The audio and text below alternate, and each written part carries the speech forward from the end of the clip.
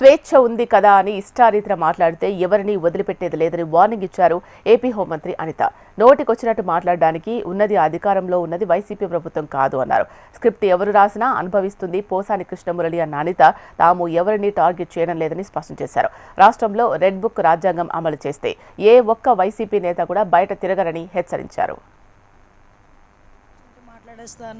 అని అనుకోవడానికి ఇంతకుముందు గవర్నమెంట్ కాదు, ప్రజల్ని రెచ్చగొట్టే విధంగా మాట్లాడడం కానీ, సమాజంలోని ఇబ్బందులు పడే విధంగా సమాజంలో ప్రజలు కూడా ఇబ్బంది పడే విధంగా కనుక మాట్లాడే పరిస్థితి ఉంటే కనుక వాళ్ళ మీద ఎట్టి పరిస్థితి చట్టపరమైన చర్యలు తీసుకోవడానికి ఎక్కడా కూడా బ్యాక్ స్టెప్ వేసే పరిస్థితి అయితే ఉండదు.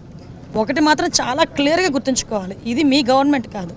నోటికి వచ్చినట్టు బూతులు మాట్లాడతాము, నోటికి వచ్చినట్టు ఏది మాట్లాడినా చెల్లుబాటు అయిపోతుంది, మమ్మల్ని ఎవడు ఏమీ చేయలేడు అనుకునే గవర్నమెంట్ కాదు. ఇది ఎన్డీఏ గవర్నమెంట్. ఎన్డీఏ గవర్నమెంట్లో తప్పు చేసిన వాడు ఎవడైనా కూడా శిక్ష ఒకలాగే ఉంటుంది.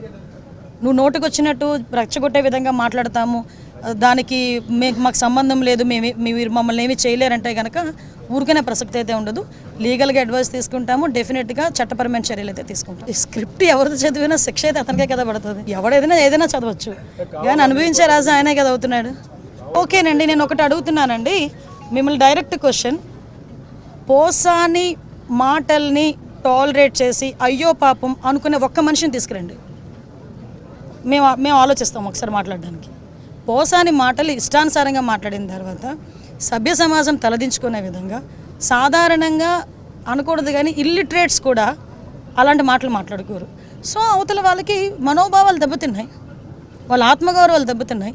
పోలీస్ కేసు పెట్టారు, యాజ్ పర్ లా మేము వెళ్ళాం. ఇందులోని టార్గెటెడ్ ఏముంది? వాళ్ళు ఏం మాట్లాడలేదా?